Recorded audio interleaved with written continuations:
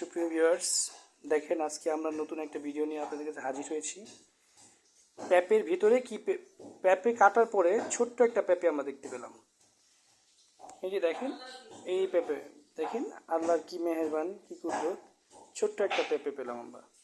এই পাকা পেঁপে কাটার পরে আমরা এই পেঁপের ভেতরে বিচি, ওখানে ছিল এই পেঁপেটা, এই ছোট্ট পেঁপেটা। আও, কি মজার ঘটনা তাই না? ছোট্ট পেঁপে আমরা দেখতে পেলাম, অত্যন্ত অত্যন্ত আকর্ষণীয় পেঁপেটা, ছোট্ট পেঁপেটা।